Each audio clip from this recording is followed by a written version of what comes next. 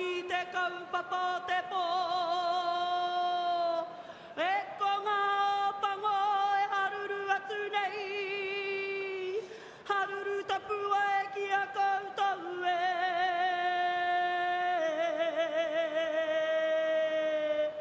Haere mai ngā iwi. Toia mai rā ngā waka.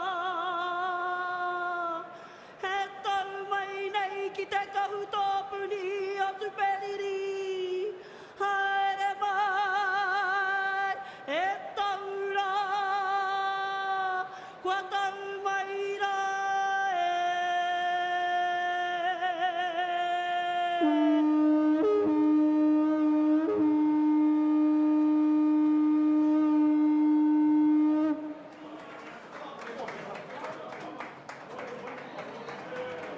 Dan Sheehan, missing last week, but back at the front of this Ireland squad, leading Ireland for the 4th time.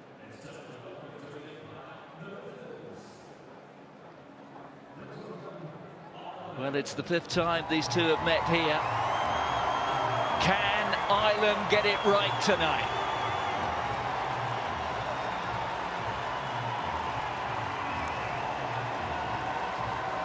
Well, so much of New Zealand rugby is built on its tradition, and much of it its Maori tradition. But former All Black captains, and they include our man Sean Fitzpatrick, will remind you that the first ever captain of the All Blacks was a fella called Dave Gallagher, born in Donegal, an Irishman, who emigrated to New Zealand very early in life. Led the original All Blacks on their first tour of the United Kingdom when they won 34 of 35 matches. A man who died on the killing fields of Passchendaele in 1917 and whose grave is visited by All Black squads when they go to France.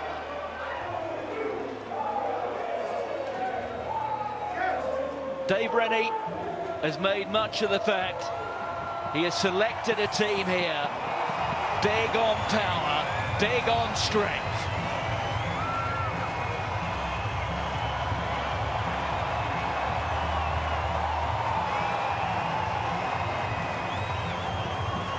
Ardie Savea,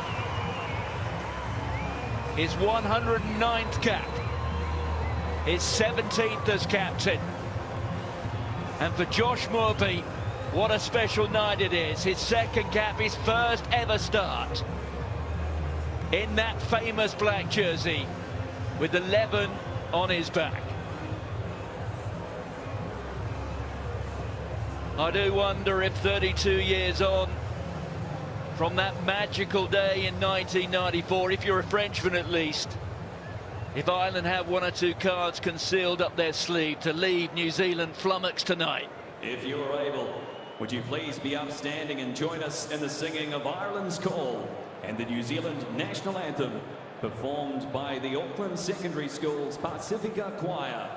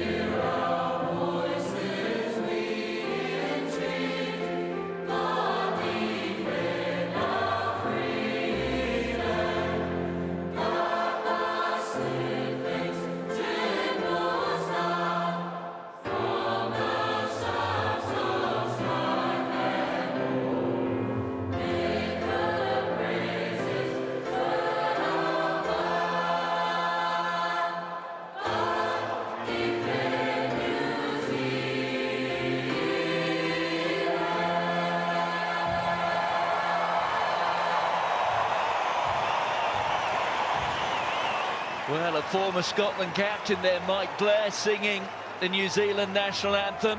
Rugby delivers all sorts, doesn't it? Up next, pure rugby theatre. The haka, intensely emotional for the All Blacks. I guess, Gordon Darcy, as an opposition player, you are a participant, albeit someone, I guess, with the role of like a movie extra. Is it something to be enjoyed or endured? I think that's a hindsight bias. You figure out with the result whether you've enjoyed it or not. I think it's important with the haka as well is your relationship with it. So I think when we hadn't beaten New Zealand, there was always something more. Now that we have, this is an invitation to fight and to play, and I think Ireland will accept that today.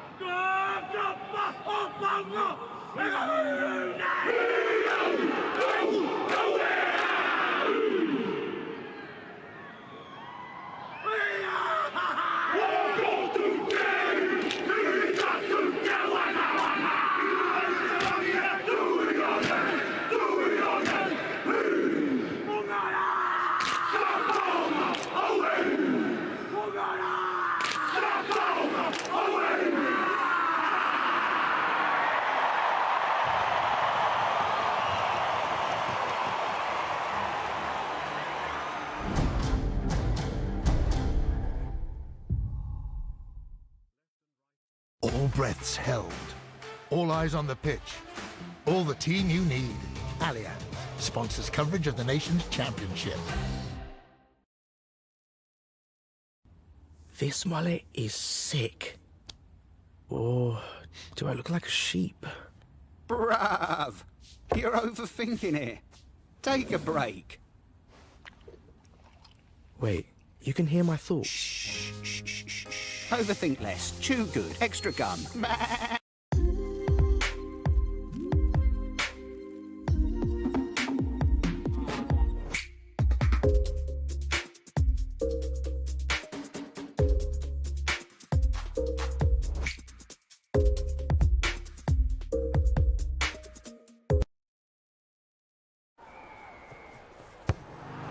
Big wins come down to the smallest margins. Monzo sponsors coverage of the nation's championship.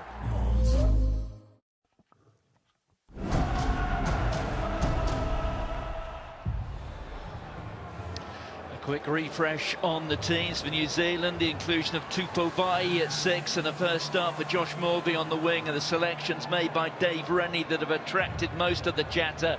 A big pack selected for a purpose. As for Ireland, Andy Farrell has reverted to a starting lineup very similar to the one he wanted to start against the Wallabies. Tyke Byrne, with game time under his belt, starts in the back row, and Rob Ballacoon, who pulled out at short notice a fortnight ago because of a hamstring injury, is fit to fly this time. The referee, Nick Berry, assistant referees Luke Ramos and Damon Murphy, television match official Ben Whitehouse from Wales, and the foul play review officer, if we need him, Andrew Jackson from England. The stage is set. It is the All Blacks against Ireland. Sam Prendergast gets the match underway, and I guess in some respects, Gordon Darcy, it followed very much a rehearsed pattern. Yeah, Geordie Bart, very familiar with a lot of these players on the Irish team, and we're going to get within 30 seconds a little insight into whether Ireland have been studying the line out and trying to find a fix for what has been a problematic area for the last 2 weeks. Yeah, 7 line-out throws went astray over the course of the first 2 matches. And when in doubt, throw it to Jamison Gibson Park, the smallest player on the field. Yeah, degree of pragmatism. Jamison Gibson Park, it used to be his home ground. He had a couple of seasons here with the Auckland Blues in Super Rugby. Carry forward there from Jack Cohn. Well, the ball not an easy one to take there for Gary Ringrose. Are we inside the green half here? Yeah, just a little bit too much speed on the pass, but as well, I think the passes can be more sympathetic or empathetic, but I think the line, the run from Gary, can he just hold his feet for maybe a yard or 2 more and then actually accelerate onto the ball? The last World Cup didn't end well, I suppose, for Ireland, beaten in the quarter-final by New Zealand, but they were the world #1s going into that World Cup, and I suppose you could say it was in the first of 3 test matches 4 years ago here where Ireland got a real kickstart. They were beaten at Eden Park before going on to Christchurch and Wellington to not just win in New Zealand against the All Blacks for the first time, but to wrap up a 2-1 series win. There's Roy Gahn on there to Love. There's a touch. Will Jordan Barrett find some space, and this might well work. Well, it's didn't get the bounce he was looking for, and it hasn't worked at all for the All Blacks. We'll come back for the scrum. Yeah, and this start will actually, one of the things I'm pretty sure Andy Farrell will be saying, and what Dan Sheehan will be saying, is we need to suck the air out of New Zealand. We can't give them a fast start. We can't give them 7 points or 14 points quickly, because that's what New Zealand like to do. They like to get that really fast, energetic start. So this has been a little bit nervy. A couple of errors on both sides. You can see the Roigard and the halfbacks not getting the tempo they wanted off that scrum, and the ball going dead from Geordie Bart. So Ireland will be quite happy with this opening little piece. 3 minutes, a little bit nervy, quite happy. Pragmatism with the first set piece. Okay, bind up, please. Ireland will be looking for an efficient one here against a huge New Zealand pack. Tupo Vai. Perhaps New Zealand's best look forward, picked at 6. Maybe a bit of Jerome Kano about that. Patrick Tuipulotu brought back in. He was withdrawn last week because of a tight calf. Fine. And that man very much under the spotlight, Sam Prendergast. We know what he's good at, but I'm sure the All Blacks will sense, certainly in defence, there may be a weakness, but now maybe it's Ireland's opportunity here. Jimmy O'Brien starting for the 3rd straight week, wasn't even in the matchday squad originally for the test against the Wallabies. Ryan that time with the carry. Ardie Savea all over Conan.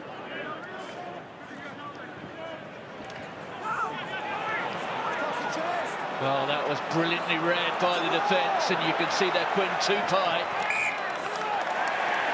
And that is the turnover. Yeah, it's good defence from New Zealand, isn't it? Ireland have done well. They've gotten the ball to that wide channel, but you just look. The lads getting in comparing haircuts, maybe. See which is nicer, just getting introducing themselves to each other. But you can just see Sam Prendergast here, the 2 defenders there. We've got Quinn Tupo, and I think it's in the bear, but they're just waiting for Gary Ringrose, and he's kind of going into contact. But when the defenders are waiting for you and they're set, it's very, very hard to win those collisions. Hey, that was much better, that scrum there. He's better. Well, there are all sorts of euphemisms you can use to describe Joe McCarthy. A mauler, a disruptor, robust. I think you get the message. Yeah, it's sure, send him on. It's a bit of Alan Quinlan about him. Yeah.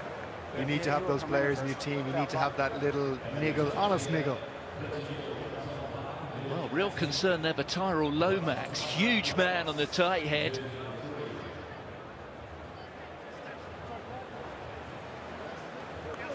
And he leaving us here after barely 4 minutes. To the left. Okay, stay there, please. Well, there have been setbacks early on in all 3 Test matches for the All Blacks, conceding early tries against both France Time back on. and Italy. Nice and And balanced, now they've please. lost one of their key men. I think it might actually be a blood replacement. Crouch! Looks like there's a little bit of blood in the lead on his leg. Yeah, so he may well be back, but did appear he landed a little awkwardly, but we'll see. There goes Savia, on to Ruben Love, to Pyle once more. Here's McKenzie. Lord with the carry. McCarthy with the tackle. That was Turpolotu getting it through his hands. Here's Will Jordan, the danger man. I say the danger man, one of several. There's the replacement. Fletcher Newell, we'll see how long he's on for. It's on black side, let it come. Here's Roy Gard. And Sheehan stopping Will Jordan early. That's the way you got to deal with him. Carry forward there that time from Patrick Turpolotu. Love getting it through the fingers. They've done well there. Barrett. Little hit of a 2-on-1. McKenzie. Space out here for Lord. Attacking that right Irish flank. Roy Gard pops it up. Missing out Jacobson. It's turned over. And it's O'Brien who gets it away. I think Ty Burns' rugby IQ is absolutely off the charts, but look at the skill level from everybody here in the All Blacks.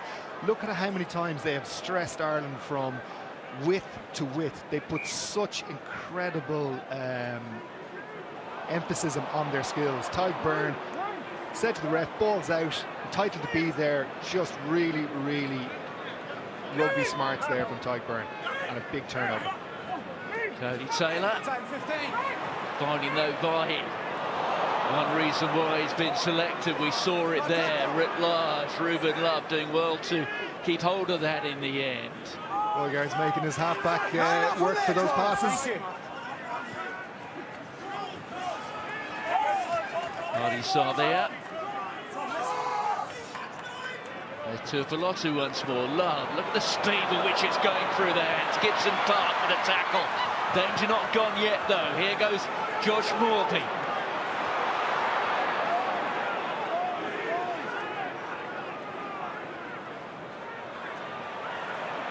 Well, it really is from side to side, isn't it? The All Blacks keeping that ball alive.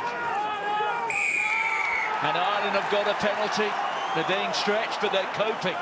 Yeah, I think that's the key point, isn't it? They're being stretched, but they are coping. I think if Will Jordan had let that ball go, I think Ireland might have been in trouble.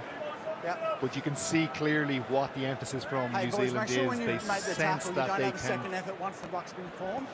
So they can just see clear instruction there from Nick Berry saying, once the ruck is formed, get your hands out of there. But just the intent from New Zealand is very, very clear. And Ireland, as we thought, are going to be under pressure. New Zealand have come to play. Irish defence holding firm so far. Might outwork that time. Then we can work on the basis. Special emphasis this week was placed on that. Here's Van der Fleer. Former World Player of the Year, the man there in the red protective headgear. McCarthy. The Irish, I think, just happy to keep the ball in their hands at the moment. Don't swing one. Certainly not at the moment any of the zip that we've seen from the men in black. Just look how narrow the Irish attack is, and as a result, Sam Prendergast having to drop back into the pocket, putting up a contestable here, but really off the back foot, not really kicking how they want it. And this is the transition ball that New Zealand are so good at traditionally. No jackal there, we've got tacklers in there. Work it back, please, guys. Here's the ball. 6, let him go. Hold there. Go. Plenty of height on that from Roigard. Back on Black. It is Cody Taylor who takes it in. Here's Mackenzie with a step off the left hand, but referee says he went backwards, so it's play on. Here is Will Jordan just stepping inside ring rows, but guys, in the end, the referee when blowing that pass was thrown. Okay, so it's accidental offside. It'll be a green scrum. So accidental offside, says Nick Berry, former scrum half himself. Nick Berry played all over the world, played for Wasps in England, Racing Metro as they were at the time in France, now Racing 92.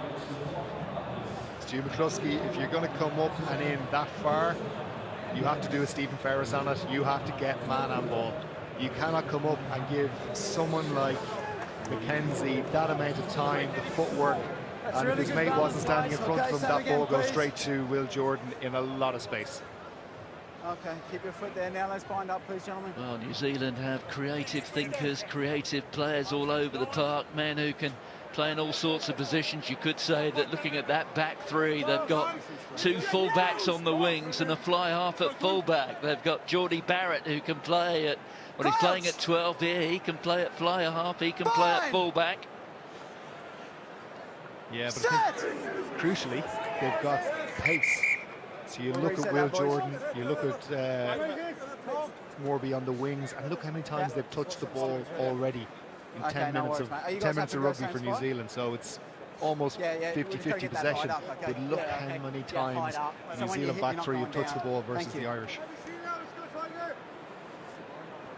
And we've talked a lot today, in particularly in pre-match, about the influence of the Hurricanes in this back line. Well, to give that a bit of additional meaning, it was the Hurricanes who won Super Rugby this year. They won in the final against the Chiefs, another New Zealand team, by 60 points to 5. Cam Roigard, Ruben Love, Geordie Barrett were key figures in that campaign. So too, of course, Josh Morby, who scored 17 tries in 16 appearances this season. It has been an all-black side, picked largely on Super Rugby 4. Tackle made, release! No tackle! Here's Gibson Park, they're up to the 22, ring rows on there to Jack Conan. They have to release the tackle player there, do the All Blacks. That's what the referee was saying. Ball's there. Gibson Park trying to exploit the short side here. Doing it quite neatly, but then straight in and straight out. James Ryan Deliberately played it that. It's a knock on, 6. Played it in front.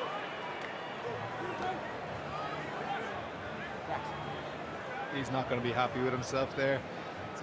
Simple, unforced errors, not something that Ireland can.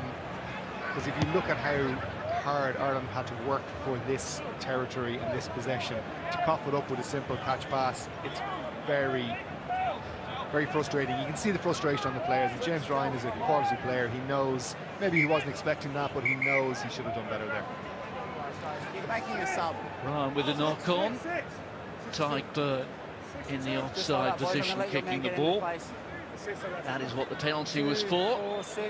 Well, the alteration coming from Ireland here. Kieran Frawley is on. Stay. Two-handed take there from Jacobson. There you can see confirmation of the change. Here goes Love. Jordan appearing over there on the left flank alongside Morby. Geordie Barrett so instrumental in everything that, and you've mentioned that Hurricane spine, but just look how straight he runs and his ability to hold defences. It's a thing of beauty. Love growing as an All Black with every appearance. That was Tupaia inside. Vai stepping off the right foot. That was Fletcher Newell, the 6th base, inside the 22. That was Tupaia once more, taken on by Tuipulotu. Roygard. That is Cody Taylor. Penalty advantage being played here for the All Blacks. Lord inside a Tuipulotu, who simply powers his way over the line. It was the beauty of the swift ball and the passing and the accuracy, but in the end, it was the sheer power of the big fella. It was coming as well, you could feel it. We said it, they just pulled Ireland from width to width. And what happens then? You start defences, your eyes start looking to the width. Look at that, there's so many black jerseys just coming into picture. Who do you defend? Where do you look? And just, I said it earlier, the emphasis that the All Blacks have put on simple catch pass, and that is one of your second rows making a good decision. He's got the pivot play out the back, makes a smart call and just pops it up to his teammate to run under the bin. Well, there are only a couple of All Blacks who were alive back in 1994. One of those is Patrick Tuipulotu, getting his first start by the All Blacks for a year. And he celebrates it with a try at the Citadel.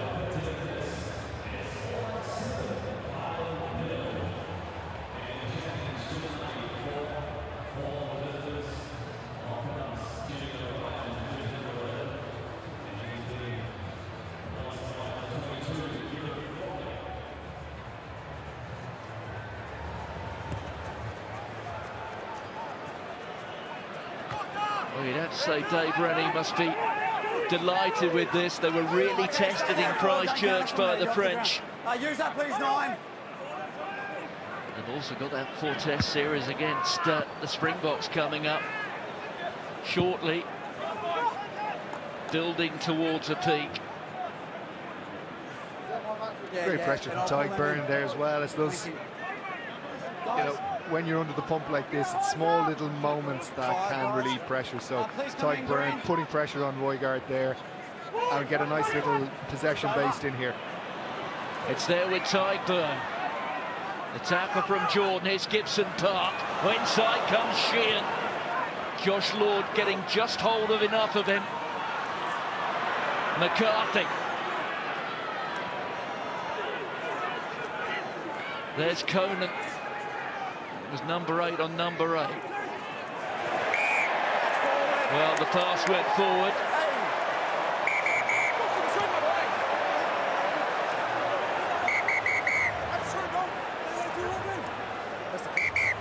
Just to confirm, by the way, Tyrell Lomax has returned. You can see him there in the background. So, James, I don't need you. Let's listen Boys, in here. I'll let the first one go. The second one's unnecessary as well. This all started from you pushing. I don't need you running in celebrating. I don't need you celebrating that. Next one's going to be a penalty, okay? That should be a penalty straight away. My back turned over a breakdown, doing nothing. He gets shoved in the back. Well, the referee saying next time it'll be a penalty. Dan Sheehan says, why isn't a penalty first time? Yeah, I like the energy in Dan's voice as well. You know, sometimes when you get that captaincy, it can weigh on some people, and Dan seems to be playing like it's like he's shouldering it very well, and you like to see that. You don't want to, like, this is the gamesmanship of it. Cody Taylor knows exactly what he's doing. He's going in there to nudge Dan in the back, and you want to see that response from Dan. It's unfortunate now that Ireland coughed up possession in the 22, where they've been so good and proficient in the previous 2 games, about 22 points from 22 entries. And they've had 2-3 entries and no points to show for it. Use it, both down, use it. Down on my side as well, we're going to use that. Tipaya being tackled. The referee, though. No, I'll tell you why. They're well, a clean shot because we? he pumped him after the pass. Well, there's Jamison Gibson Park who's been penalised. No, mate, no. Last one. 9 green. Yeah, Nick, very good refereeing there.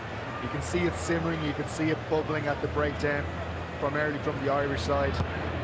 And Jamison Gibson Park just giving Ruben Love a little nudge, knocking him over, knocking him off his feet. He won't get an Oscar for that, but he might get an Emmy. But good refereeing from Nick Berry. He's taken that energy, taken that bite of that confrontation maybe out of this game. Okay, I suppose for obvious reasons, Nick Berry knows how nines operate. Spent a long time playing as a scrum half in professional rugby. Just the only one refereeing games in this inaugural Nations Championship. Carl Dixon, another former professional scrum half. Release! Release! Don't jackal 7!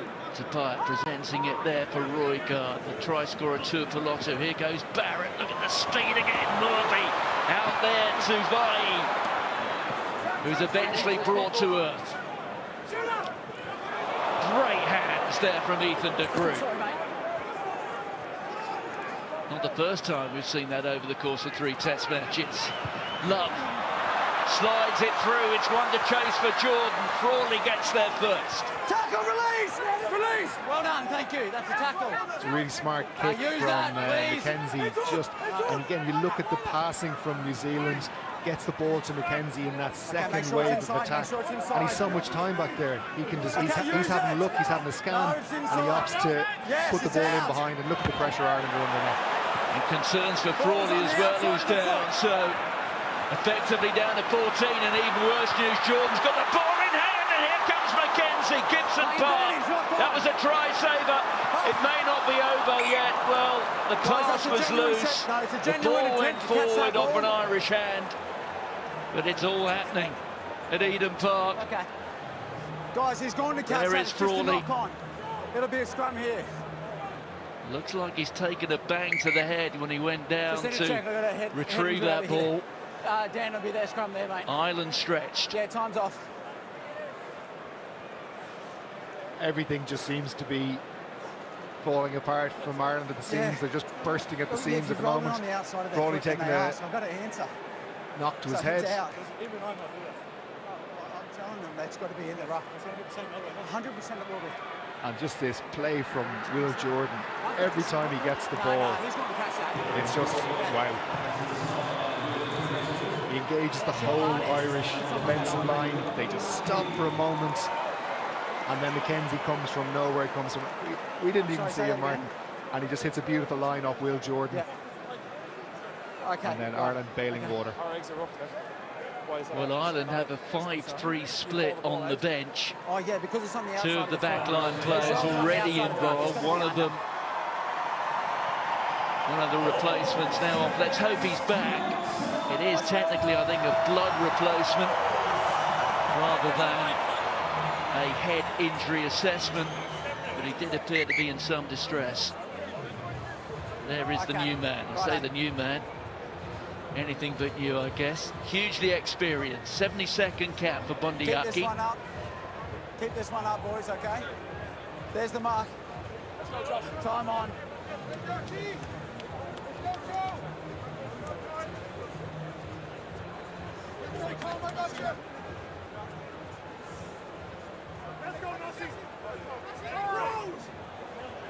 Keep the brake feet on, keep the brake feet on. This is probably one of the best and rarest attacking platforms in rugby, particularly when it's on the 5-metre line. Defending these is just so hard. You can look just as you're seeing Balakoon in. Use it! There's Roy Gard on there to Barrett. Here's Mackenzie.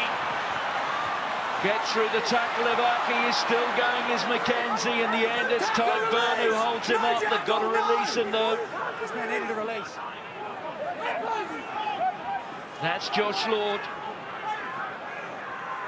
Ireland have a chance here to reassemble, reorganise their defence. But they've infringed. It's a penalty advantage to the men in black. That's Vai. Roy Gard, they've come offside of Ireland. That's stripped in the tackle, guys. Coming back. Offside, hang on, Cam, I'll get your mark. And what are New Zealand going to do here? They're really starting to stamp their authority on this game. Artie, you've got option one here and about another 7 metres that way. Very surprised if they take 3 points here. It's about 7 metres over there, same line. Okay. Artie Sevilla indicating scrum possibly a scrum. Yeah, it's a smart call. It's a good call, isn't it? Number 2 and number 12. Yeah. They had two offsides. They get to split the middle of the field, get the ball into those strike runners that they have. Great decision makers. You got Barrett, you got Love, McKenzie is the spine, the decision makers. You got the pace then, or the physicality of Quinn Tupai. Oh, mate, that was going down. Have you got someone coming on? Murph, I'm going to jump on that other side, mate, on this next scrum. What did you see on that last one, Luke, on your side? Well, there's also a bit of penalty pressure building on Ireland, isn't there? It feels a lot more than 3, but it is. I think it's penalties. So sometimes with penalties, they can be poor decisions, as in players just making bad decisions. Other times they are a reflection of the pressure that a team are putting on. But I think these penalties are more to do with, rather than bad decisions by Ireland, they are a reflection of the New Zealand pressure that they're putting on this game. And Ireland, again, we've seen the possession shifting now in New Zealand's favour, 61% against 39, and pressure usually leads to points. Contact lens problems for Ty Furlong. That is the reason for the stoppage.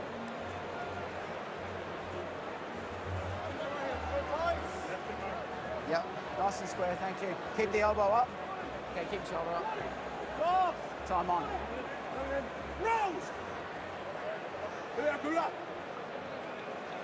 Crouch! Fine! 6! Oh, you know the black wave is going to come here, but where's it going to come from? It's coming from Ali Savea's going himself!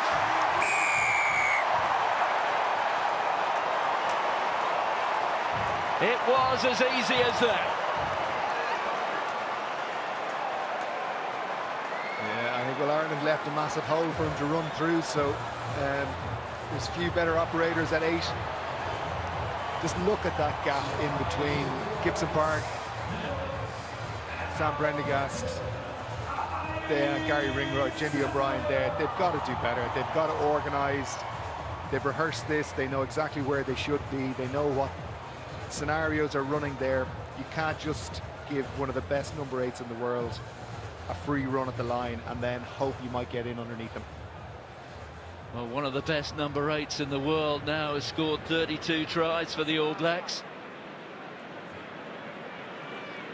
Still 14 short of his brother. Remember Julian, 46 test tries and 54 tests for the wing. Well, if it's any consolation for him, it's slightly better than my return of 4 international tries. I've always thought you were modest and self-effacing fella. How many caps though? Come on. Come on. A good few, 80-something. No, come on, you know the answer to that. If you did go for supporting rucks preceding a try, I'd have an incredible stat. Okay, we ready to go? I'm sure they are there in some dusty file. Ireland have it all to do. 2 converted tries, 14 points down. That's taken back. It has been an opening quarter virtually without blemish from the All Blacks. Here's McKenzie. Look at the tempo shift from New Zealand now. They smell blood in the water. Conservative exits from the previous 2 restarts, whereas now opting to have a little run first. Oh, Rob Balakoon for a brief moment had the ball in hand. Another penalty conceded. 2 offside, 2 green. So Ireland offside, and as you said, Martin, penalty starting to rack up now, creeping up on 4. Easy exit for New Zealand. When the game in the balance here, and this is where you need those smart decisions. You need Dan Sheehan obviously to be leading, not to be giving away a penalty like that, but Tyke Byrne, this is when you need them to just to calm things down, try and build possession, try and get on the scoreboard in the next 5 or 6 minutes, so the game doesn't start slipping away from you. Ali Savea. always has been a thorn in the flesh of just about every test team he plays against. He was the player of the match in that World Cup quarter-final at the Stade de France in 2023. Well, even the balls that go astray go backwards. Balakoon. Just hold green. Okay, it's out. No, yeah, I had that backwards. And I think that's the first touch that Rob Balakoon's had of the ball. I've got these guys here. It's kind of a reflection of the match, and I've made this comment earlier. Look how many times the New Zealand wingers have touched the ball versus the Irish wingers. So we're getting possession in the areas of the field we don't really want, and we can't really get the ball to them. Cody Taylor. Oh. James Ryan with his big palm. There's Sheehan. Prendergast. McCluskey. All floated over the top and getting in the way. There was Murby. The easy pass, the sympathetic pass was the one just to his mate, just not going over the top.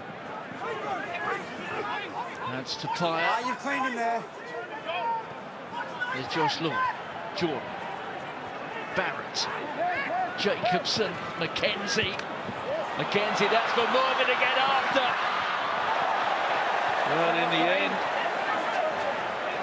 Jimmy O'Brien, who's now back with us, just getting hold of enough of that. No, we've got it set, guys.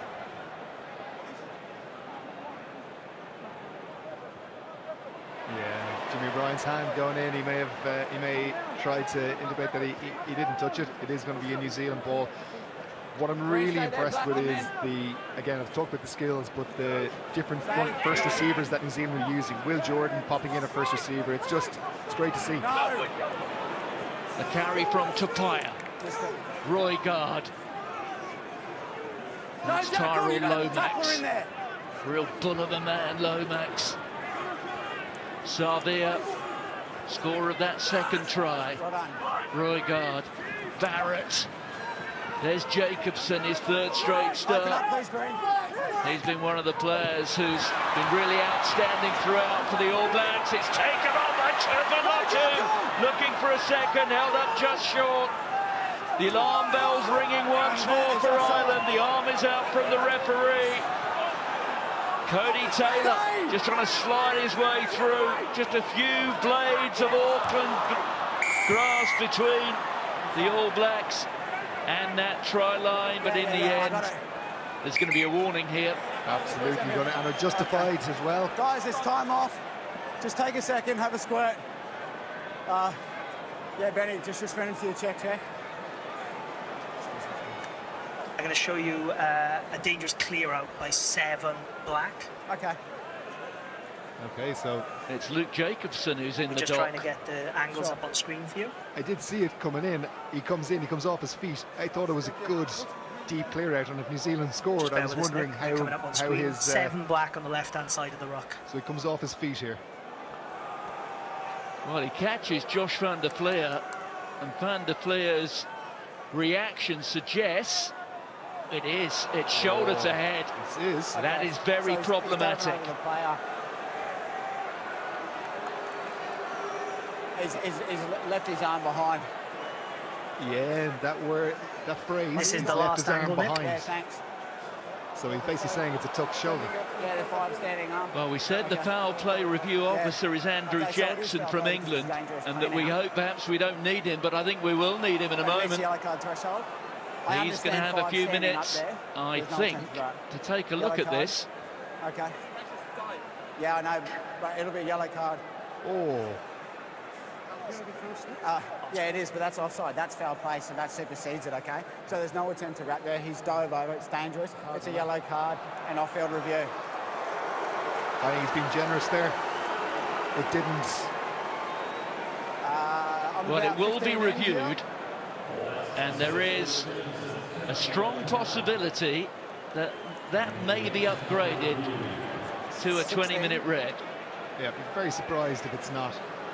Thanks, this is one of the issues with the breakdown.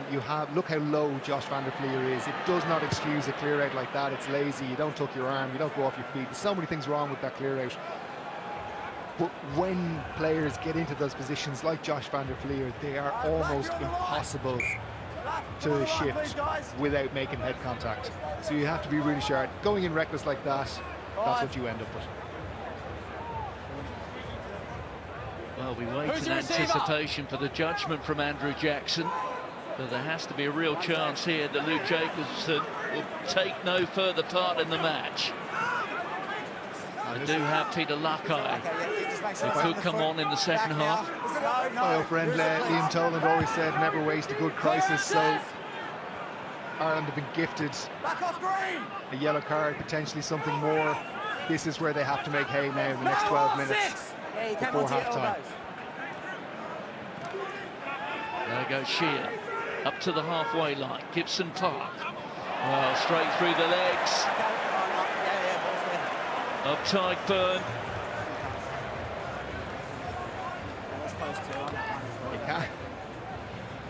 Unforced errors, but this is the game that Ireland aren't necessarily comfortable with. But you look at what Jamison Gibson Park, he looks on the keep on going, he looks on the right hand side, the open side, there's nothing there for him, and he shoots down. It's that unstructured play that Ireland need to embrace a little bit more. The problem with that is you've got to be ready for it at all times.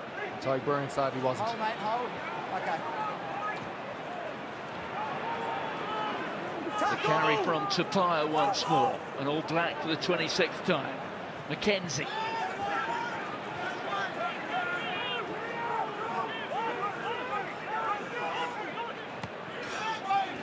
There's Cody Taylor, the All Black Centurion. Counter rush, good, stay there, 7.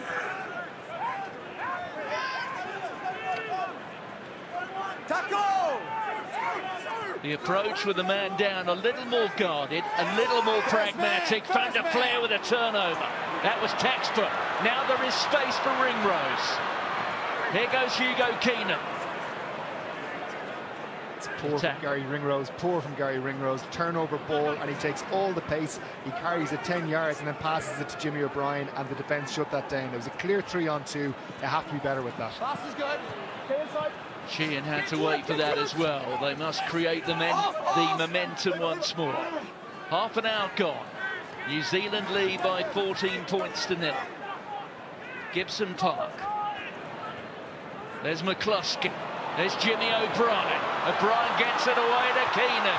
There's Balakoon outside waiting for it. Keenan presents it. The fumble there from Gibson Park. Oh, and in the end, Prendergast just throws it into touch. And that, I guess, in microcosm, has been the tale so far of this opening half hour for the men in green. Yeah, great transition here, great play. You look at, you think he's overrun it. Good play, and Hugo Keenan, great defence from McKenzie. He buys his inside defender time, and Ireland scramble. Sam Prendergast, you can see what he's trying to do, but you have to be more respectful for the ball there. Whatever about an offload, that is a low percentage play, and it just releases, keeps New Zealand in the game instead of Ireland staying in the game and adding pressure to it. Tell us a bit about the defence there, because the defender was making him think, wasn't he? The yellow it was a 2-on-1, but his arm's been effectively the actions of the defender are so many questions in the mind of the Irishman. So what I you reckon want, that was a good turnover on that one. You ideally want McKenzie to make a decision there. Hugo Keenan wants to go with him, and he wants McKenzie to engage, and he can get the ball to Balakoon, and then it's a foot race. Let's go. Well, mitigation has been applied. Luke, just jump in front of him, and please. that will be just a yellow card. Interesting call, one for the lads to discuss at half-time, I would have thought. Well, if we were in France, we'd be talking about maybe the French director and the camera angles maybe going missing. I think that is very, very lenient, if I'm honest. Love with the clearance into the Saturday night sky. Very mild for midwinter in Auckland at the moment. There goes Keane. Balakoon comes over to this left flank looking for the ball.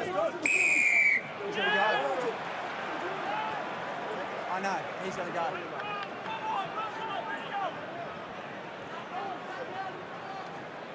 We've also seen the replacement hooker come on for the All Blacks, Asafo Aumua. Another hurricane out there.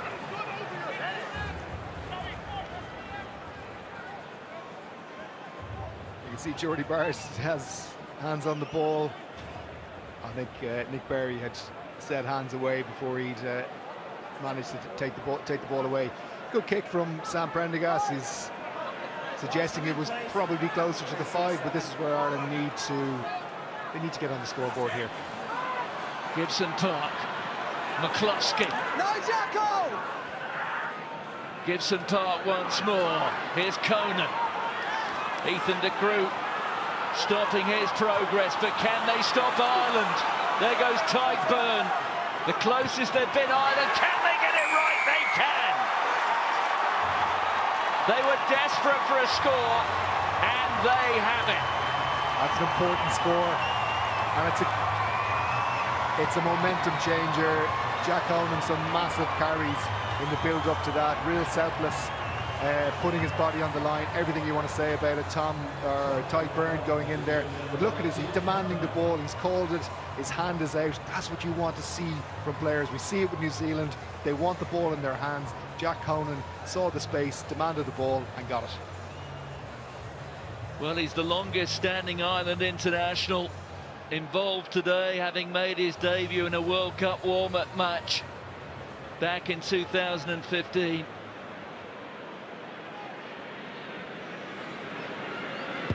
Well, he stopped the momentum, and who knows, maybe this match could turn around. Conversion, pinpoint as well. Ireland back within 7. Yeah, it's an important score. What the end score, we don't know, but you just can't let the scoreboard get away from you. We've seen so many games during this Nations Championship. Let's go, boys. It's important to keep the scoreboard ticking over, and that is a big momentum shift now for Ireland. They'll be buoyed by what that's done for them, and now simple, back to simple drills. Nice strong exit. Okay, tackle. There's Ryan. Let it come. Stay. Oh, and Will Jordan. Well, you talked about how crucial the exit would be. What were Ireland doing? They hesitated, they overcomplicated, and then they handed the ball to the most grateful recipient in the Southern Hemisphere, and the ultimate try scorer. And he will never have an easier one than that. It's really hard to know what Ireland are doing there, because it looks like you have 4 different players thinking 4 different things, and once that happens, that indecision cropping in, Sam Prendergast looking at the ball as it rolls on the ground, Jimmy O'Brien's run past it, and Stu McCluskey passing it to nobody. That's an unacceptable exit from Ireland. For Will Jordan, his 6th try of the Nations Championship, his 6th try against Ireland, his 51st as an All Black.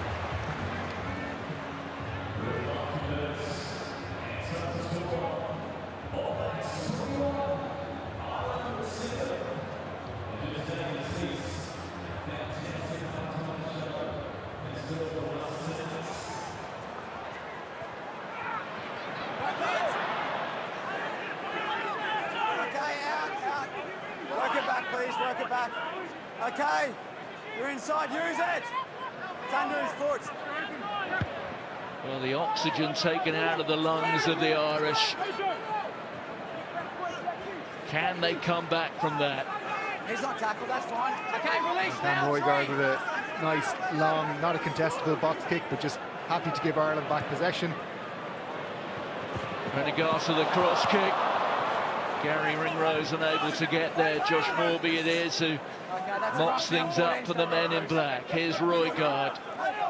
Last 3 minutes or so of the half. Matter of seconds before Luke Jacobson is back. Thank you. Use it, please. It's on the inside. Okay.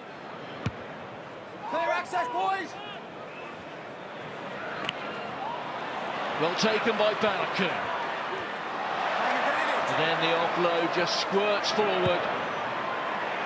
And it's back there to Love, who sees space, the possibility of the 50-22. And everything that could go wrong for Ireland is going wrong. Yeah, good to see Aquaman there. I think that kind of sums it up. I think, but a key difference between the two teams is skill execution. It's not some individual moments of brilliance. It is just some simple catch pass, running lines, all things within your control. Well, here is Luke Jacobson. I guess one of the talking points for the boys in the studio will be, should he be coming back? The other one inevitably. It's six, mate, it's 6. Will be the mistakes that Ireland have made. Here's Almir. Almir finds Josh Lord. It's back to the Hurricanes hooker. Stop once! Okay, now it's moving.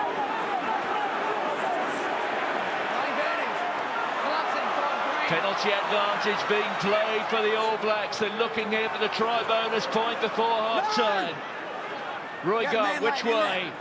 It's the Turpalotu within a metre. Can Ireland possibly stop them? Well, there's a claim for the try there. Guys, we can come back here. Well, there's Dan Sheehan. The referee's blown his whistle. And we will check that. I think they are going to check it. Slow it down, please. We're going over here for a collapse more. Benny, just make sure they didn't get to the line then. Was celebrating a score. Let's see if he gets there.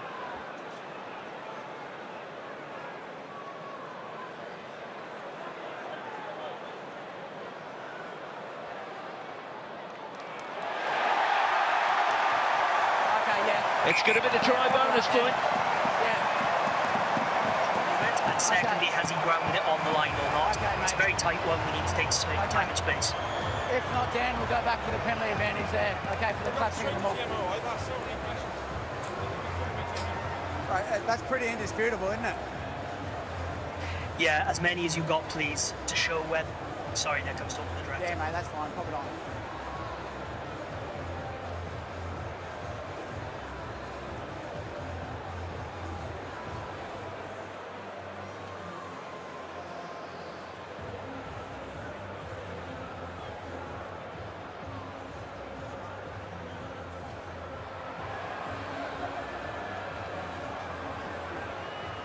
Well, that angle not quite so conclusive. The first angle we saw heavily suggests just going through the it's angles here. onto the line and then rolls backwards.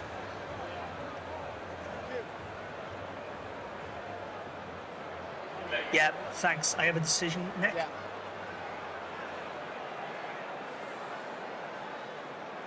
Nick, as you can see on the last angle, you may award the try. The ball is clearly grounded on the line. Okay, thank you.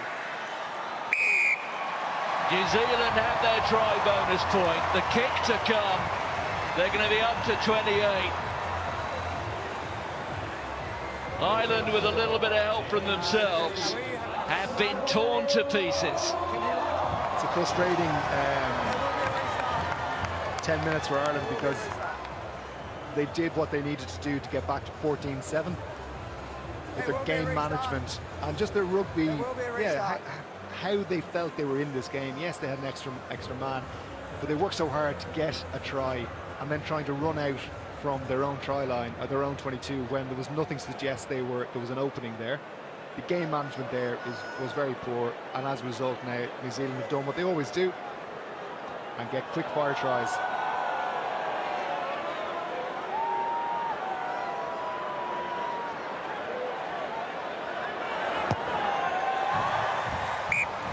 Ruben Love takes New Zealand up to 28. And there you can see one of the former All Blacks coaches looking on.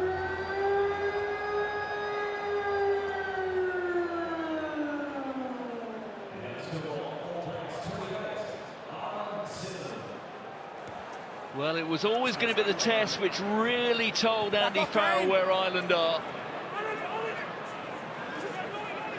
Yeah, okay. They will have 40 minutes to atone.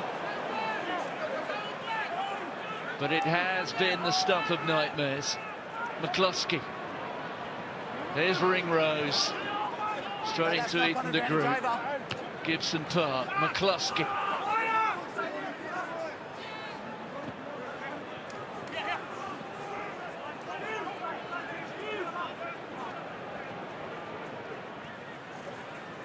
Just that last ruck is just a reflection of how Ireland's game is not really stressing the New Zealand defence. They're not, Prendergast goes over the top, but they're not forcing New Zealand to put players into the breakdown, which means New Zealand have 15 players on their field to fan out across. Look again, 3 Irish players, including 4 if you put James Gibson Park in there. New Zealand not putting anybody in the breakdown. Here's Tyke Burn. Ireland just struggling to get over the gain line. Conan.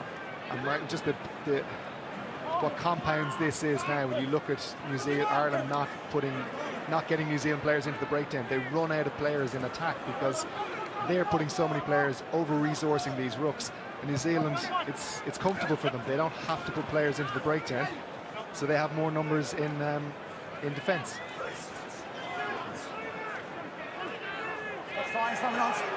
Vai just was offside. Well, Vai shaking his head, but Ireland have a penalty. For me, this is 3 points all day. You're running out of clock. Hopefully I'll be eating my words and they get a 7-pointer. 42 minutes on the clock, deep in the red, things not going your way, an easy 3 points. I would have been looking for that myself. Hey, only the ball carrier, not the supporting man over there. Only tackle the supporting out there.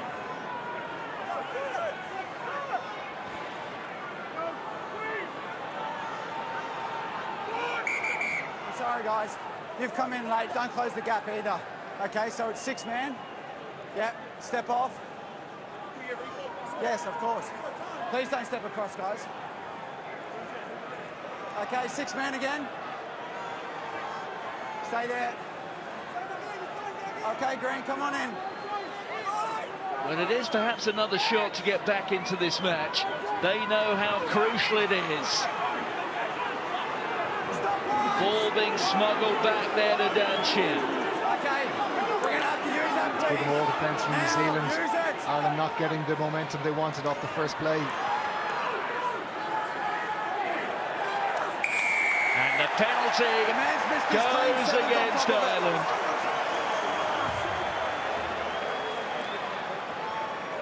And it's the man who perhaps shouldn't be out there, Luke Jacobson, who is responsible for it.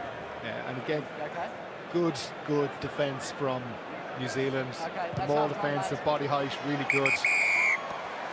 As Hugh McCluskey can do a lot of things, but he can't do miracles. Well, Ireland have been chasing shadows in defence, running into black walls in attack. New Zealand have their try bonus point, and they lead Ireland. They can complete the victory. They will be 15 points. South Africa, who take on Wales later today, this afternoon in South Africa. That match in Durban. Well, New Zealand, who round off their campaign when they come over to the Northern Hemisphere with a test match at the Allianz Stadium, Twickenham. That's in the pool phase when they take on England. So it really will be intriguingly poised. But well, the start of that second half, something of a horrible mess. Very forgettable.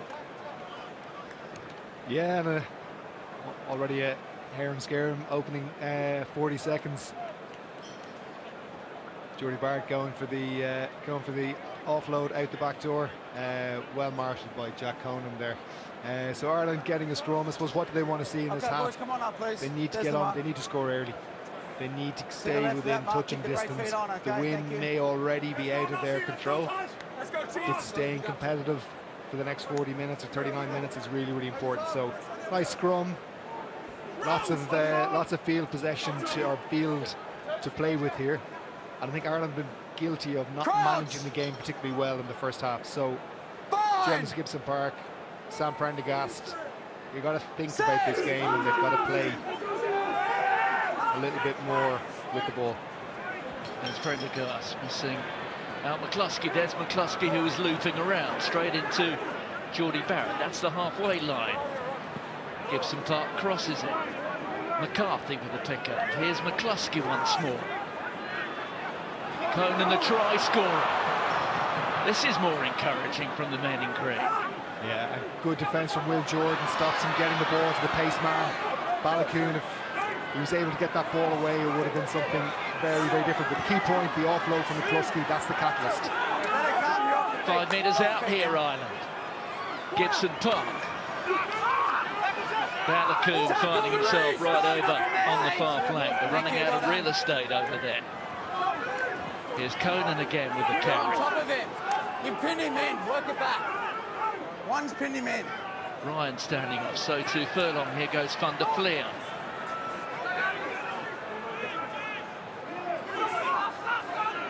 Here's a please. The fizz has just gone out of it for Ireland. They've got to recreate it. There goes Furlong. Jacobson forcing the man back. Here's McCarthy. Sarvia that time with the tackle. Conan again taking on one of the try scorers, Amua. Furlong.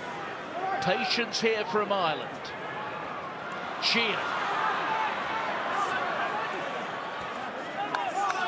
Big hit from Quinty Tupai Swung there. around and hit the 9. No, you guys are all right. Black players swung around.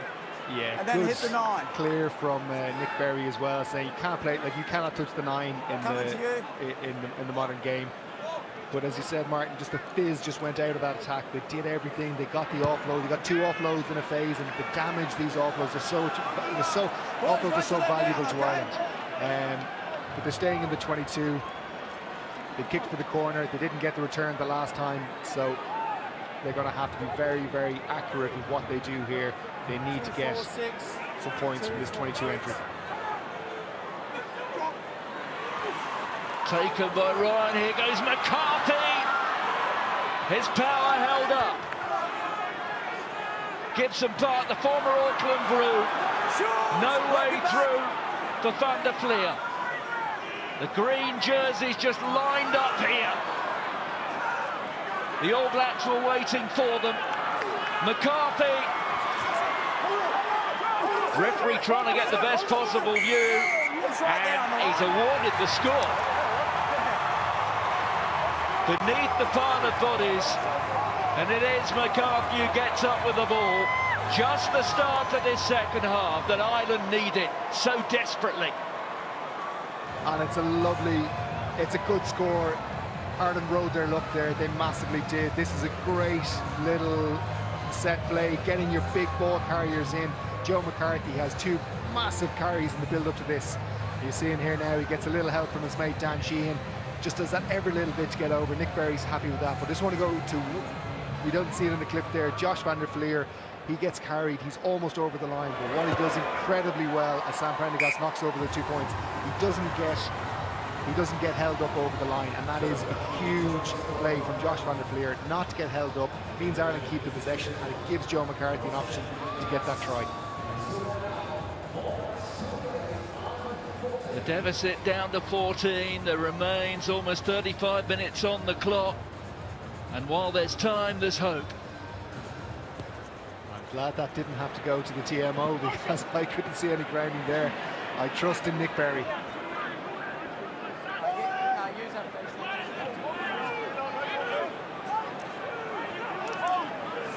Remember what happened the last time Ireland got themselves in this position, when they reduced the deficit and scored the try.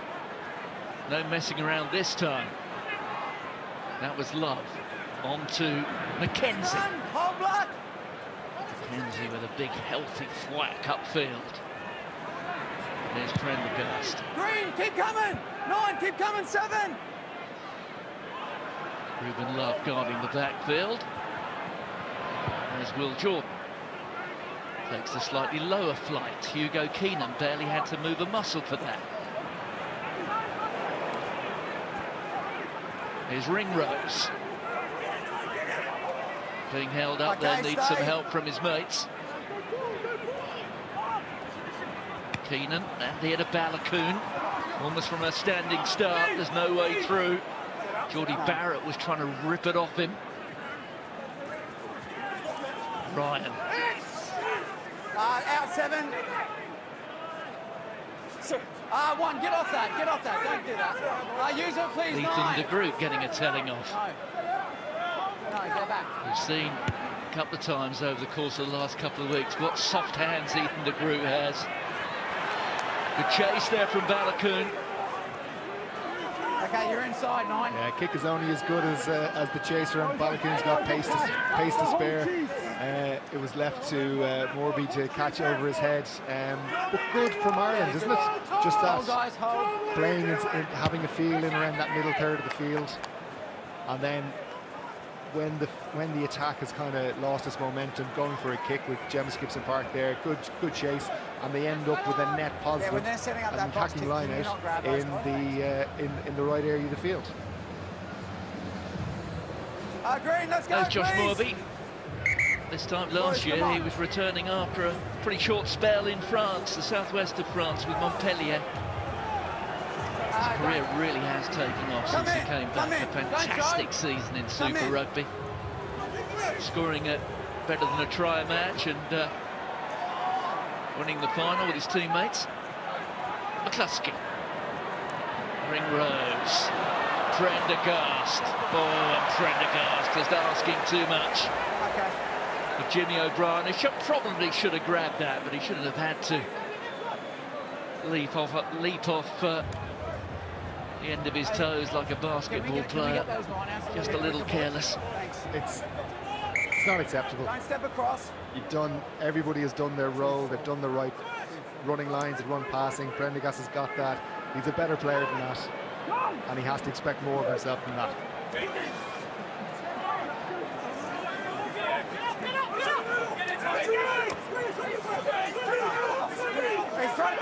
He's broken a seam. Ryan did well there, becoming the disruptor for Ireland, making New Zealand work hard to retain possession. Nick Berry had to be fairly light on his feet. Ty Furlong coming at him. This is the game Ireland want to force onto New Zealand. So look at how condensed they are. Look at how many players they're having to put in, how much energy they're having to expend to retain their own ball here.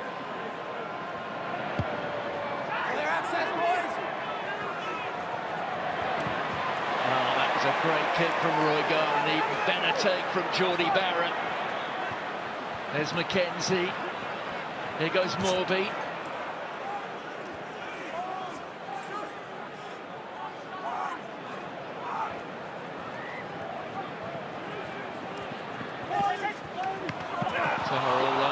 There, Mackenzie was coming up speed. He knew that there wasn't much time, Mackenzie. He had to get that ball into his hands very quickly.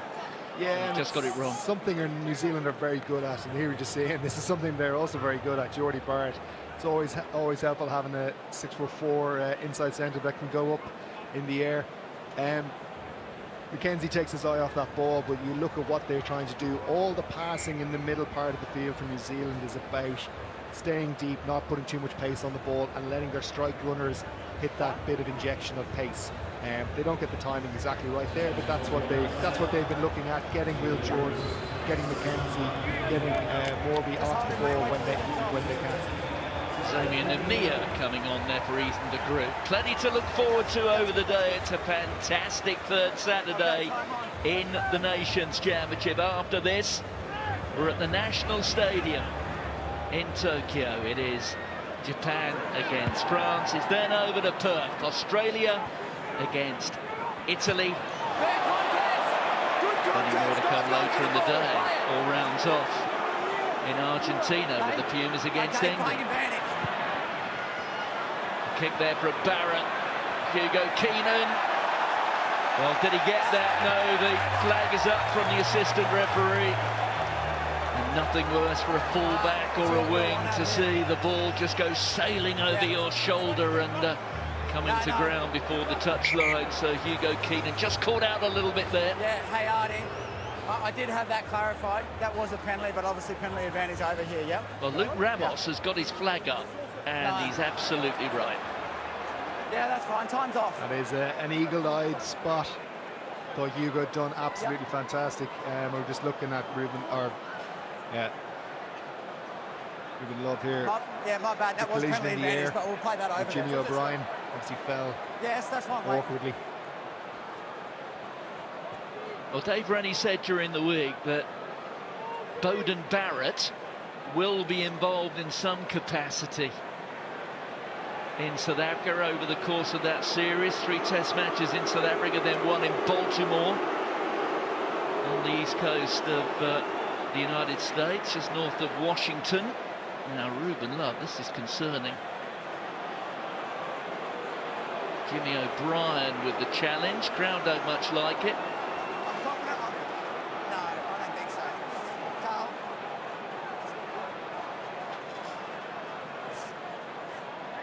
He's holding his knee, isn't he? No, it's fine. So he's over foul play, I'll wait for you.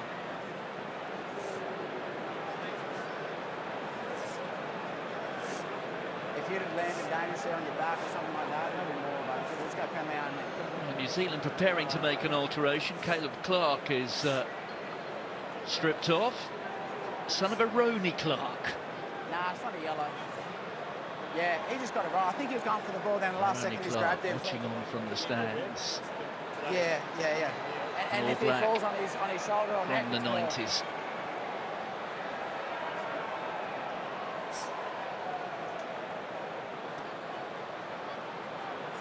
We good?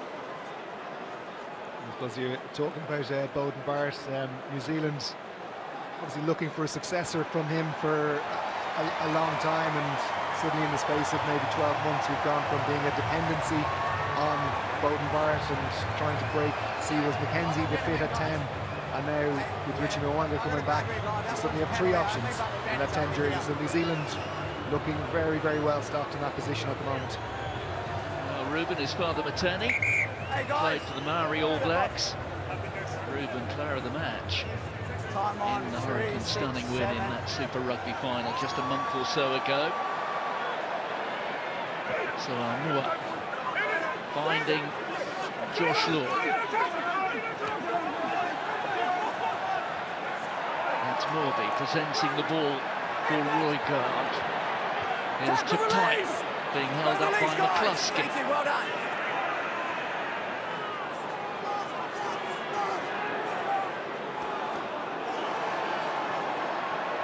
The All Blacks anxious to get the next score, to re-establish that cushion of comfort.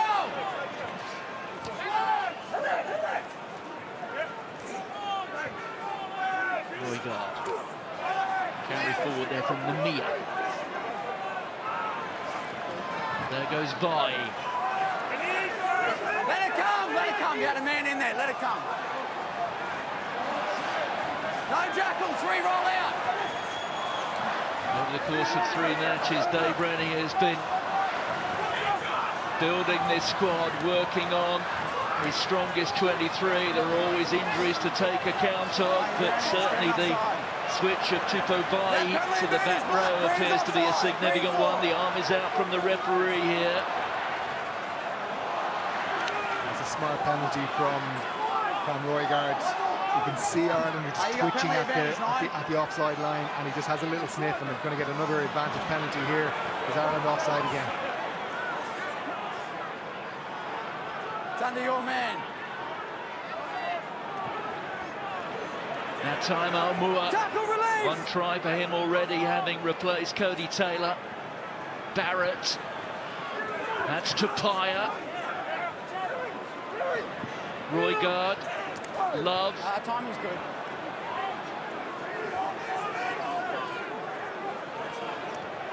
There's Tuipulotu. Rise. No advantage going straight across field. Hold. Mark's over here, guys. Basically, see if they go for another scrum here, but just one of the features of the New Zealand game here, which is very interesting. Are you going to the line? Here's your mark. They're putting so much emphasis on the ball placement, and I suppose what that does is it puts an awful lot of pressure on the ruck clearers, that they have to be at that ruck to clear out, because it's a clear poach threat for Ireland. But it also means the ball's free and they can play at a bit of pace and they can move it away from the breakdown. So Roygaard's benefiting from that. It's that ball placement from New Zealand has been very important. I do wonder how much longer Ruben Love is going to remain out there, because if you look, he's not entirely comfortable on that left leg. No, they're going to the side.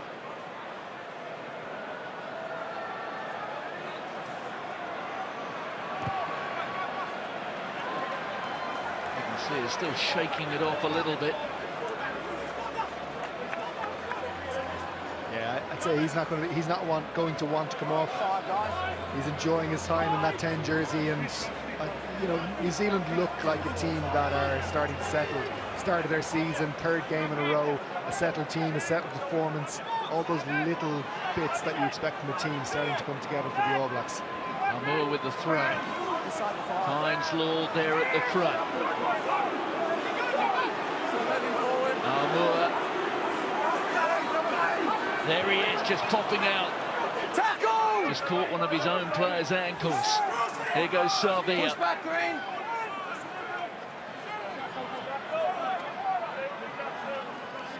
New Zealand's conversion rate has been outstanding so far from positions like this.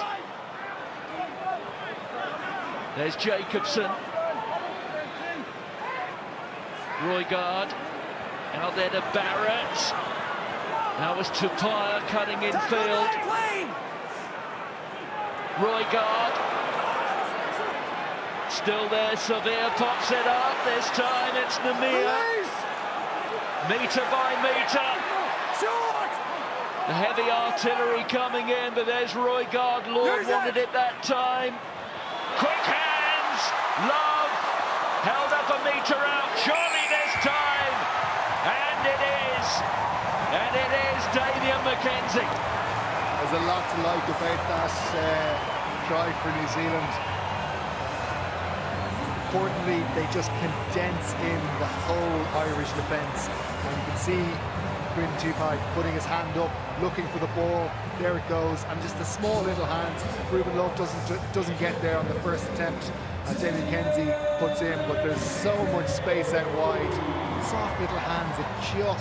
That's been the key difference between these two teams today. The catch pass from New Zealand has been excellent, but they're doing the hard work up front. They're condensing in the Irish defence. You know, it's what you say to the under-12s. They all honeypot in around the ruck. Ireland have been guilty of that, and New Zealand have exploited them out wide. And I guess you'd say, you mentioned there the name of Quinn Tupaia, wearing 13 here. A man who's perhaps his name is never quite up in lights, never really front of house with the All Blacks, but he is quietly outstanding almost every time he wears the famous All Blacks jersey, and he played his part there. And Damien McKenzie, who has become very much a sort of fixed asset in this All Blacks team, having now played in each and every one of their last 32 Test matches. Well, we did call it for Ruben Love, and that's a pragmatic call from Dave Rennie. Back off Green! Yeah, that one there. Oh, yeah, I'm sorry, I should let that play out. Hands letting them down again. Yeah. And there is Caleb Clark. Well, it's not a like for like, but as we mentioned before, we've got fullbacks playing on the wing, we've got fly halves playing at fullback. There is so much quality and ability to adapt here that they've got so many players who can just fit in where others get injured and go missing. Well, we can see Rico Ioane looking on. most recently playing his rugby over in Dublin for Leinster. Patrick Turpalotu, the next to leave the stage. He's being greeted by Anton Linnett-Brown. Okay, guys, you got your mark, you happy? To the left, thank you. And it's Anton Segner who comes on. First German-born player ever to play for the All Blacks. Fascinating story. Nice and balanced, please, boys. Learnt his rugby in Frankfurt. There he is. Okay. Just make sure you're He has been quite brilliant this season for the Auckland Blues. But he was coached by some Kiwis at his club in Frankfurt who said, why don't you go and chance your arm in New Zealand. School exchange for a period and pretty much never went back, and here he is. Dream of a lifetime. Young German lad becomes famous All Black. Sean Jansen, who impressed on debut last week against Japan, is on for Ireland. There's Jordan. For Pyle once again. Clark cutting in field. The All Blacks threatening to cut loose, and we've still got 1/4 of the match to go. Royger. Mackenzie. Mackenzie having slipped into the fly half roll, vacated by Ruben Love. He's released. That man's gone straight off his feet. Two's entitled to it. 17 Blacks gone straight off his feet. Yeah, just an isolated player for New Zealand, and Dan Sheehan more than happy to take that with both hands. Yeah, I know, I'm sorry. I got my eyes on the breakdown, I'm sorry. Conservative enough kick there from Sam Prendergast. It does, you do look at Ireland now and you're entering into the last 22 minutes, and it does look like a team who's at the end of a very, very long season.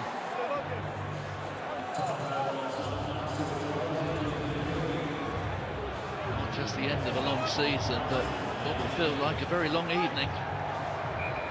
Yeah, and again, I said this possibly in the first half, and this is where you do need Tyke Byrne, 12. you need your Gary Ringrose, players like that to really stand, not necessarily stand up, but just to get that message across to their teammates. Just Smaller and smaller. Can we keep that it's not necessarily about winning, but finishing strong.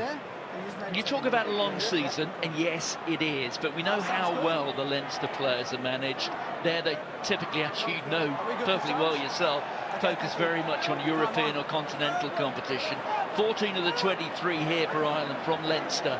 So it has been a long season, but their playing time has been managed well. Gibson Park. That was Prendergast. On to Sheehan. He will not be giving up. Tyke Byrne, there's another. Out of a line.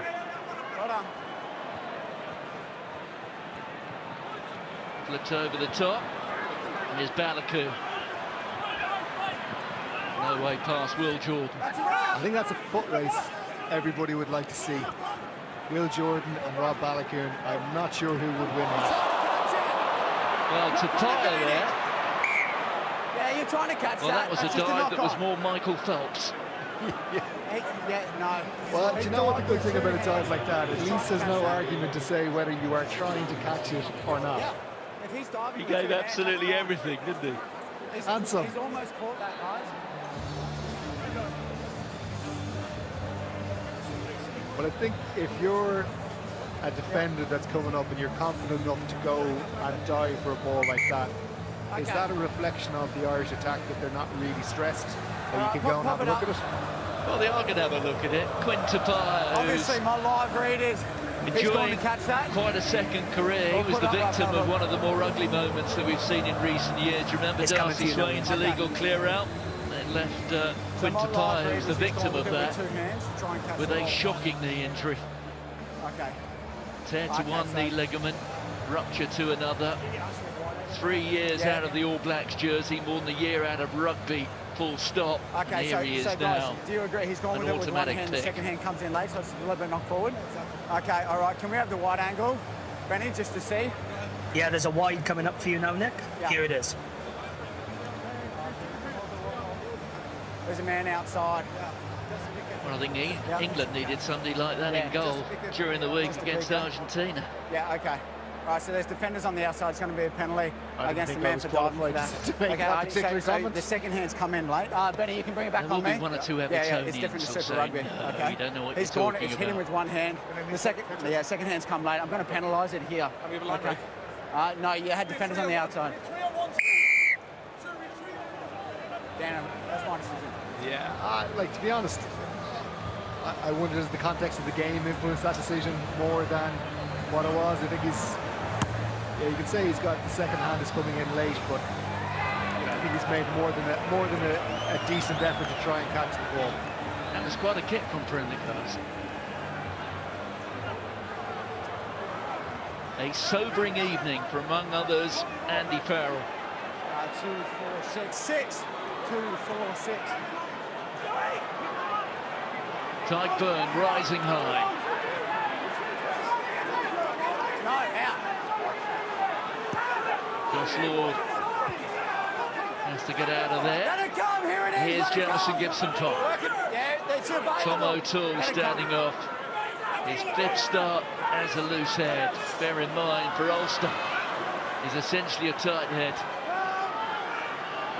Sean Jansen, in the country of his birth, anxious to make an impression here. Here's Timoney. The All Blacks have come offside. Yeah, penalty advantage. No way through for Jansen that time. Black defenders offside. Kickstart to all of this was crucially footwork from Joe McCarthy, and something that's eluding the Irish boards at the moment, trying to run into a black wall. A little bit of footwork goes an awful long way in these tight spaces. There it is for Gibson-Park, floated over the top, and it's almost a walk-in for Hugo Keenan.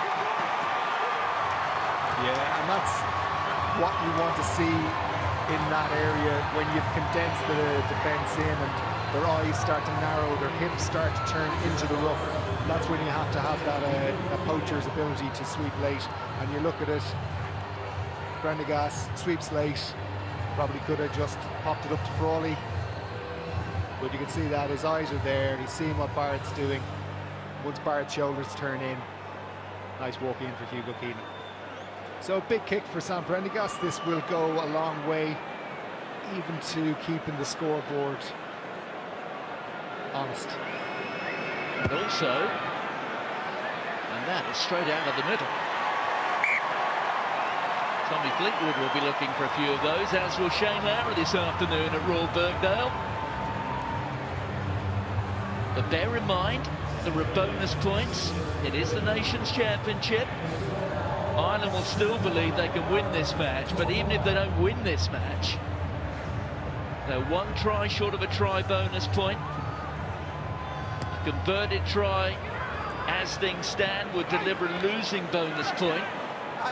That is what France did against the All Blacks, remember that. And if Ireland were to duplicate what France did here, they will probably go away, if not entirely happy, but at least knowing that they return home for November with some compensation. I think that's a great point, Martin. There's a way to finish this game. The results, forget about the results. Performance has been okay, but finishing with points, finishing with a flurry, there's definitely a way to win a game. There's definitely ways to lose games. So if Ireland lose this game, they want to go out in their shield, and there's still 15 minutes or so for them to do that. And Andy Farrell looking forward not just to November, but beyond that, will be looking for performance and how they get through these last 15, 16 minutes, this final quarter of the match. There goes Aki. Ringrose off his left hand. Here is Balakoon.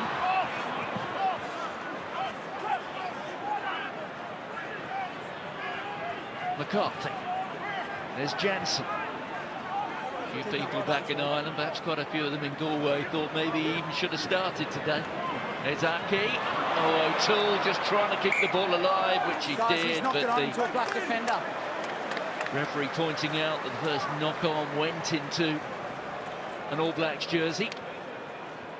And that's, unfortunately, is the limitations with Ireland when they get into this multi-phase and all their options are cut off by good defence. So even though Ireland have extra numbers in the wide channel, they can't get the ball, everybody is marked up to them. So Bundy can't get the ball over the top with any sort of degree of certainty or without a lot of risk to get the ball there. Has to play the ball to Tom O'Toole, but Tom O'Toole's really well defended and really well marked. So that is unfortunately what happens with the Irish attack when they get into that multi-phase.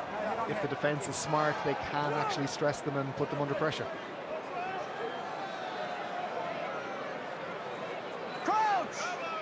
Well, this is the first of a whole day of rugby.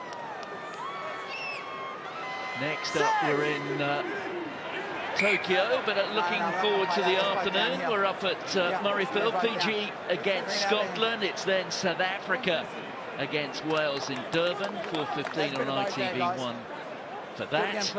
And then we round things off. Argentina against England a year ago. England went to Argentina during the British and Irish Lions tour and beat the Argentinians 2 test matches to 0. Well, later on, they're in Santiago del Estero. Pumas playing just their 3rd ever test in that particular stadium. They won them both, by the way, against Scotland, and then most recently against the world champion South Africa a couple of years ago. Okay, take your mark.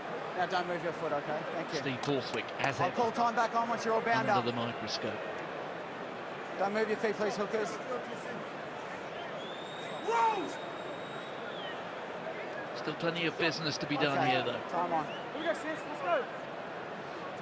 Southwest suburbs of Auckland.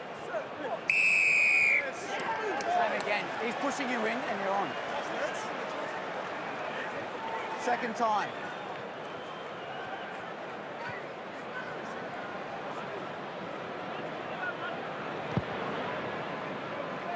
Tom O'Toole and Dan Sheehan trying to figure out exactly what went wrong there, but 1 and 2. again, easy territory, an easy release for New Zealand as they start unloading the bench.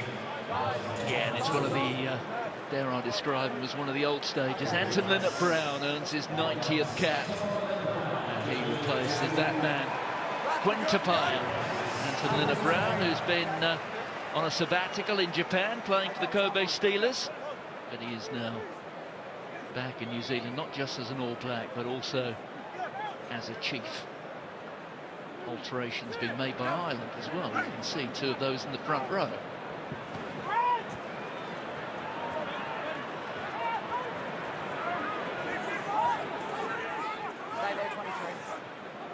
Change of direction from the scrum half. Here's Geordie Barrett.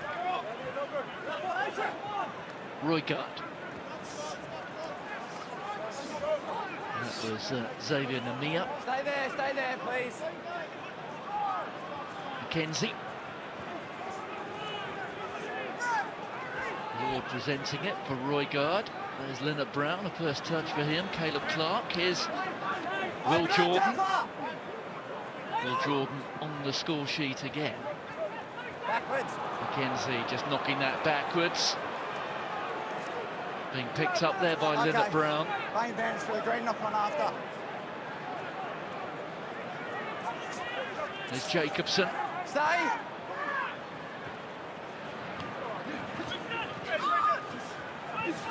Knock on advantage over. Jacobson just popping it up there to Josh Lord. Josh Lord, one of the Chiefs, earning his 15th cap here. Oh, and going through is Caleb Clark. Getting through another tackle there, creating some momentum. Jacobson onto Savia. Balakoon in with a timely intervention there, just to halt the All Blacks' progress. Barrett. That's Vai. Plays with so much time.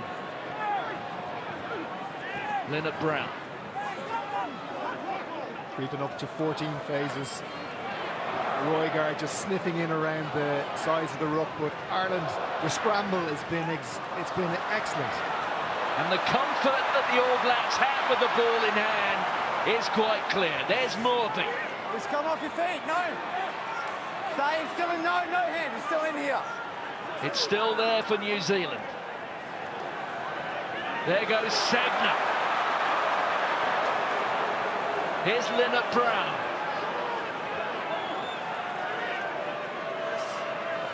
Namir.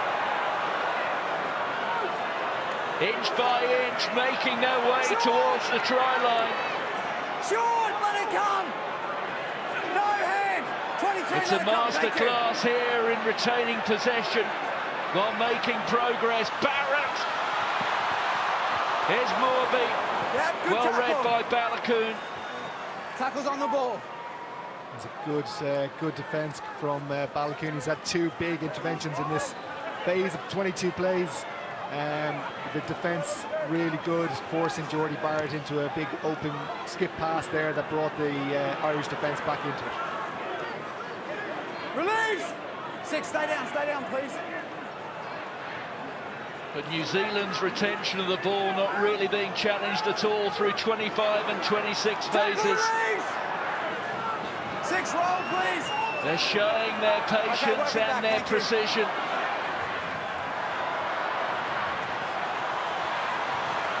Caleb Clark getting through 1 tackle there. There's Roygaard. McKenzie. 1 try already for him. Roygaard has a go. Backwards. It's still there for the All Blacks. Jordan looks up, sees a gap. Well, there are not many All Black numbers there. They scramble. It's Ardi Sevilla. That was Almir. Ball's here. The phase is into the 30s. Lord, Mackenzie. Oh, in the end, the ball is lost forward. Is it dangerous clean out? Yeah, you can see that Jeremy Loughman got dropped on his head. Inversion clean out. That was an exciting passage to play. Yeah, okay. 25 plus rucks. Can you start back there? New Zealand pulling Ireland left, right, condensing them into the breakdown, and Ireland just fighting for every contact. Jensen, very good in that passage of play. Balakoon, and nobody will be thanking Sam Prendergast for that particular kick. It was tired. And here's Mackenzie, gets a run at it. Fantastic tackle coming in from Bundyaki. Caleb Clark, he's taken advantage of every opportunity he's had. Will Jordan, I don't think that was quite the connection he was looking for.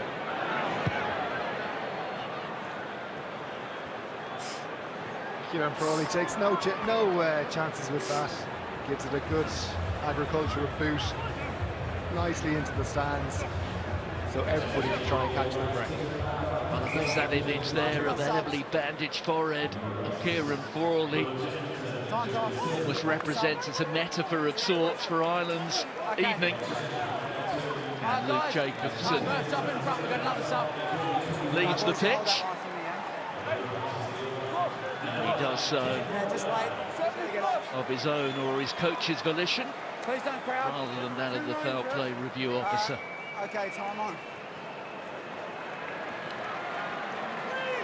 Cortez Ratimer is on at scrum half.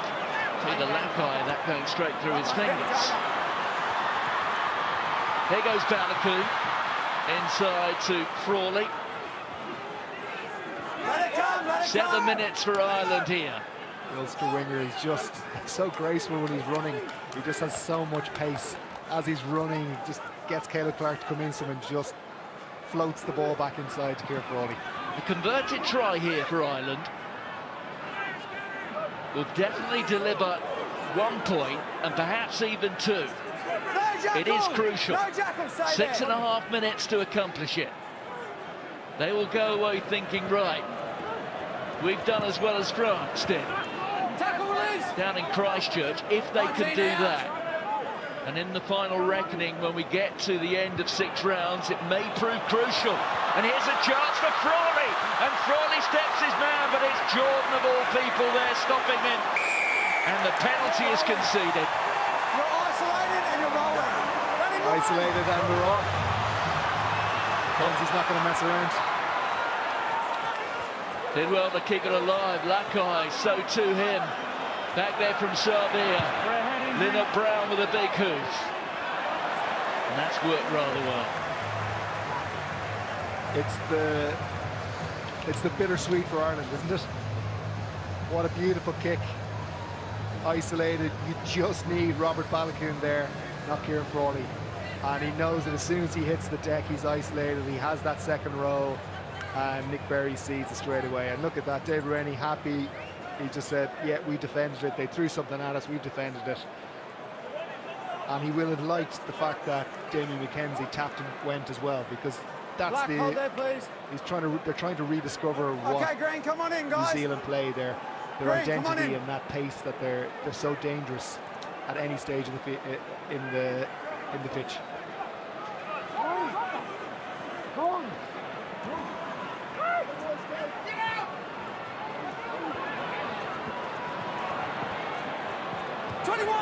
Prendergast tries to slide it through, and it's worked.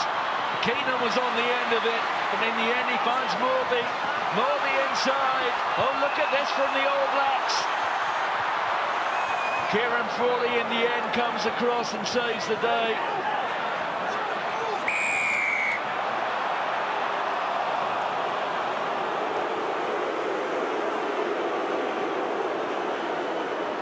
Well, the All Blacks looking to finish with a flourish. Ireland know how important 2 points will be. Yeah, take it back. And those two conjuring to create certainly an enthralling climax to this contest.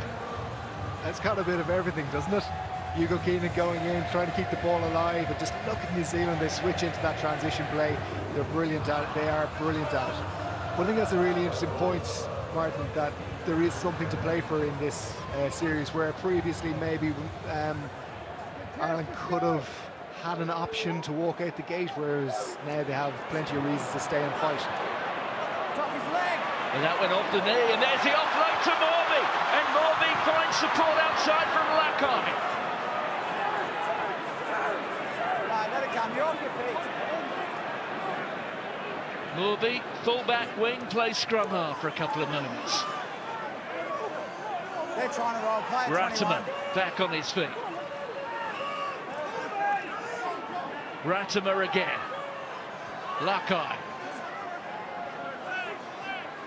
No hands, Paul. 3 minutes to go. Ireland desperate to get the ball in their hands. Tackle, release, 6! Release! So they're quite happy to play up in this part of the field. They're happy to go through another 25 phases if they need to stay up here and keep Ireland out of their try zone.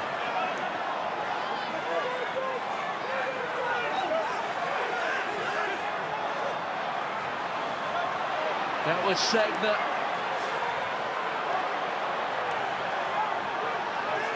Back, Green! Ratimer. There's Lord. Jansen it was, holding on to him. The captain offloads to Lakai. Little more than 2 minutes to go. Well, the All Blacks were unable to convert the last time they got themselves in this position. They're keen to get it right this time. And we've seen before they can be patient.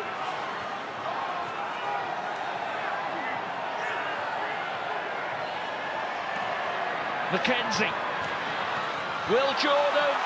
And that's a Linnett Brown, and they do finish off in style.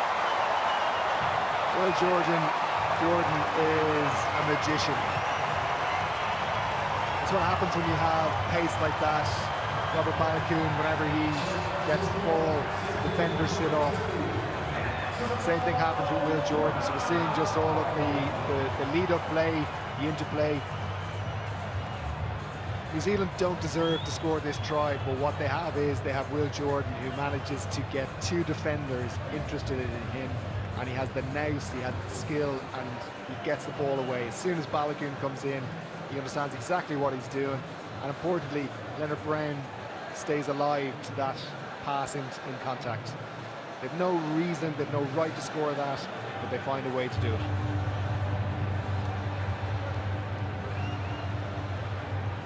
Well, as a point of reference, the last time Ireland were here, 4 years ago, a year before the World Cup, they conceded 42 points to the All Blacks. And Damien McKenzie, well, it slips wide. And it threatens to be 40 this time. And if we are looking for a source of encouragement, it is that 4 years ago, in the following weeks, Ireland went on to secure victories against New Zealand in Dunedin, and then to clinch the series in Wellington. So the prospect of a losing bonus point has gone. They can still pick up a try bonus point though.